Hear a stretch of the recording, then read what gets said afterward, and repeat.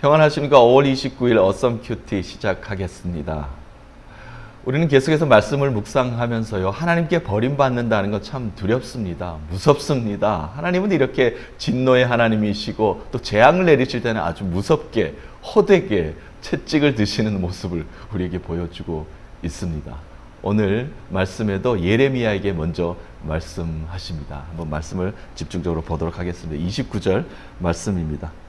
너의 머리털을 베어버리고 벗은 산 위에서 통곡할지어다. 여호와께서 그 노하신 바 이 세대를 끊어버리셨음이라. 아유, 여호와 하나님께서 내가 너희를 버렸다라고 이렇게 말씀하십니다. 그러므로 예레미야야, 너는 통곡하라. 머리털을 다 밀어버리고. 아우, 대단한 통곡의 울분을 표하라는 겁니다. 그리고 음란한 산, 음행을 저지른 산 위에서 너는 슬피 울라라고 말씀하십니다. 하나님의 진노 재앙이 임했기 때문에 너는 그것을 표현하고 극대로 표현해서 하나님께 아뢰고 슬픔을 모든 사람들에게 통곡하는 모습을 보이라 라고 이렇게 말씀하십니다. 계속해서 말씀에 왜 내가 이렇게 진노할 수밖에 없는지를 두 가지로 오늘 말씀을 하십니다. 첫 번째, 성전을 더럽혔다라는 겁니다.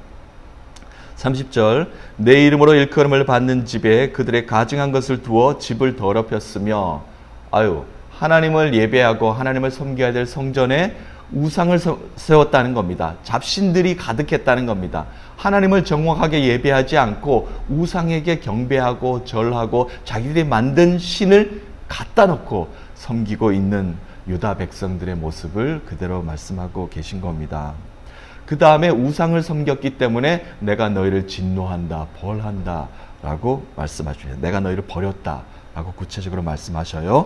31절 말씀, 흰놈의 아들 골짜기에 도벳 사당을 건축하고 그들의 자녀들을 불에 살랐나니 내가 명령하지 아니하였고 내 마음에 생각하지도 아니한 일이니라. 내가 명령하지도 않았고 내가 전혀 생각하지도 못한 일을 너희가 했다라고 합니다.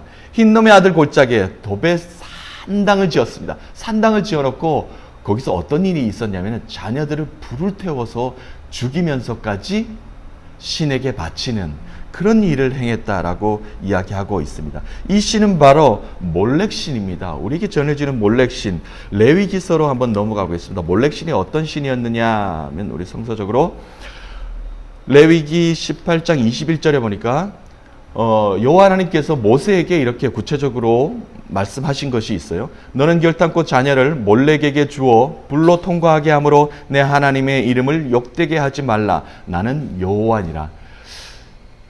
이스라엘 백성들이 몰렉신에게 자녀들을 태워서까지 몰렉신을 믿는 모습이 여호와 하나님 눈에 포착이 된 거예요. 그래서 모세에게 이미 말씀을 하십니다. 자, 왕들은 어떠했는가 한번 보도록 하겠습니다.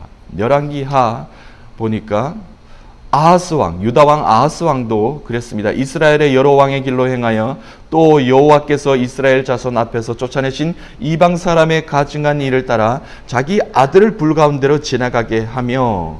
열왕기하 16장 3절 말씀. 자, 그 다음에 또 한번 계속 보도록 하겠습니다. 자, 므낫세 왕도 그랬어요. 유다 왕 므낫세 왕은 또 어떻게 했냐면 21장 6절에 또 자기의 아들을 불 가운데로 지나가게 하며 점치며 사수를 행하며 신접한 자와 박수를 신임하여 여호와께서 보시기에 악을 많이 행하여 그 진노를 일으켰으며. 아유, 왕들도 그렇게 했습니다. 자, 종교개혁 때 한번 보겠습니다. 요시야 왕은 종교개혁을 통해서 이것을 없애기까지도 합니다. 왕이 또 흰놈의 아들 골짜기에 도벳을 더럽게 하여 어떤 사람도 몰록에게 드리기 위하여 자기의 자녀를 불로 지나가지 못하게 하고, 그것을 못하게 하는 종교개혁을 간행했습니다만 그 뒤로 계속해서 몰렉에게 몰렉신을 섬기는, 우상을 섬기는 일이 계속 발생하게 됩니다.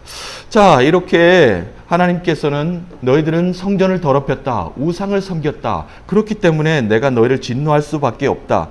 그래서 도벳 산당을 건축하고 있는 그 골짜기, 흰놈 아들의 골짜기는 죽음의 골짜기가 될 것이다 라고 32절에 말씀하십니다. 그리고 33절에 이 백성의 시체가 공중의 새와 땅의 짐승의 밥이 될 것이다. 시체가 거의 계곡에 질비질비하게 있을 터인데 그 새가 주워서 먹고 그리고 짐승들이 그것을 뜯어 먹게 되는 비참한 모습을 너희들이 볼 것이다. 그래서 34절에 말씀하십니다. 너희들에게 이제 기쁨도 없고 행복도 없고 결혼하는 것도 없고 축제도 없고 너희들의 땅은 황폐하게 되리라. 아유, 오늘도 무겁습니다. 무서운 말씀이십니다. 자,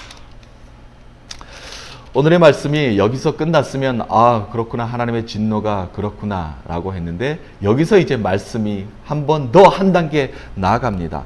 자, 8장에 시작하며 보니까 8장 말씀에서는요, 이것으로 끝나는 것이 아니라 죽음의 골짜기를, 무덤을 한 번 더 파헤치겠다라는 말씀이 나옵니다.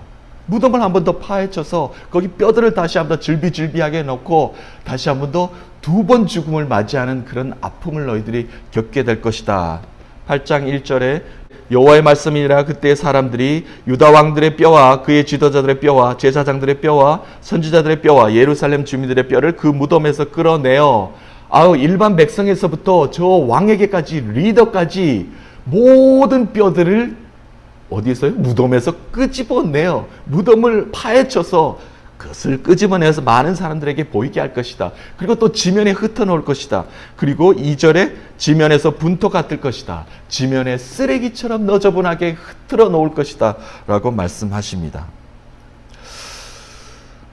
옛말에 그런 말이 있었습니다. 부관참시, 부관참두라는 것이 있었어요. 우리나라에도 조선시대 연산구 때 악행을 저지른 완악한 그 범죄자들에게 한 번 죽었습니다. 그 무덤을 한 번 더 파헤친 다음에 참수하는 형을 한 번 더 거행했던 적이 있었습니다.